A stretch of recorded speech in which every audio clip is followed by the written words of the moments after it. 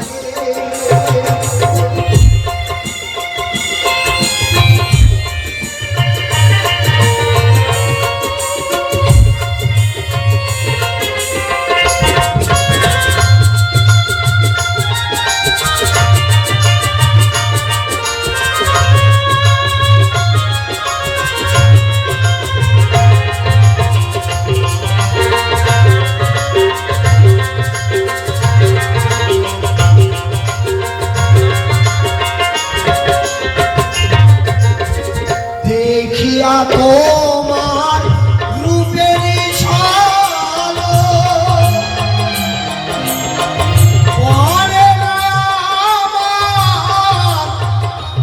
নিঠুর চোখের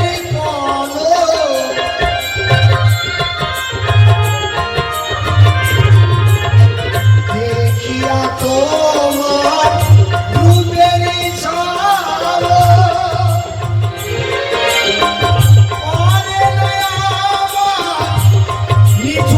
চোখের পলো ধরেছে আমার ভিতর বাহিরে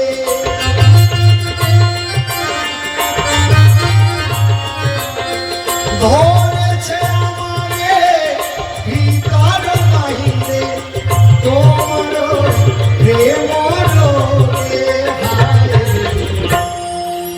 কেন এত মায়া মায়া লাগে মায়া মায়া লাগে একবার শ্রী শ্রী আদ্যা শক্তিপীঠে হরিবল হরিবল হরিবল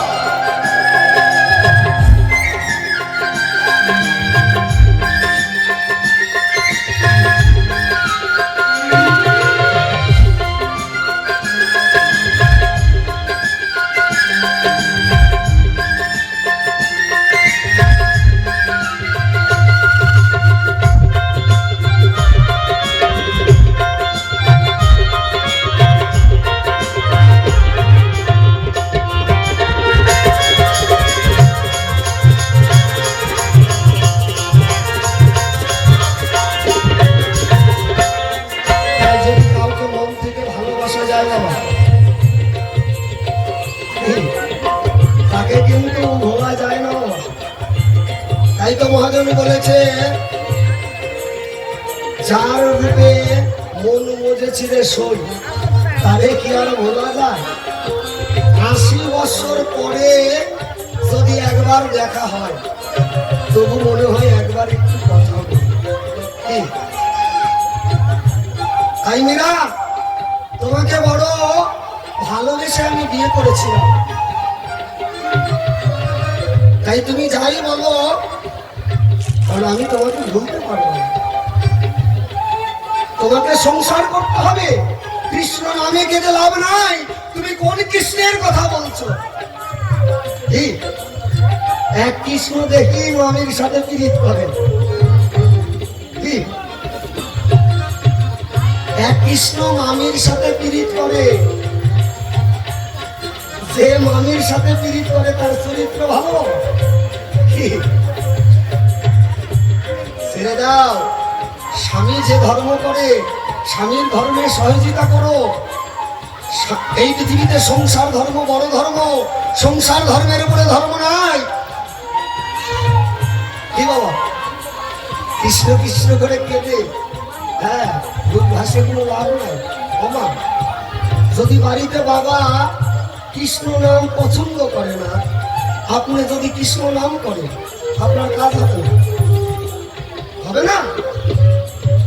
এই স্বামীকে ভালোবেসে ওই যে কৃষ্ণ নামে কাঁদছে, সেই কৃষ্ণ এসে তার কাছে দেখা দিয়েছে। তার প্রমাণ পদ্মাবতী জীবনে কোনোদিন কৃষ্ণ নাম করে নাই। তিনি স্বামীকে সেবা করেছে, স্বামীকে ভালো না করে তিনি নিজে হাতে গোবিন্দকে সেবা দিয়েছে, গোবিন্দের চরণ সেবা করার অধিকার পেয়েছে। একবার তার শক্তি মহামায়াবৃত হরিবল হরিবল।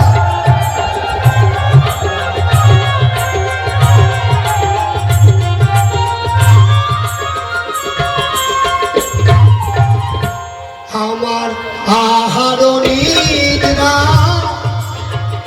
নয়ন মনে ভালো লাগে না আমার একা জীবনে।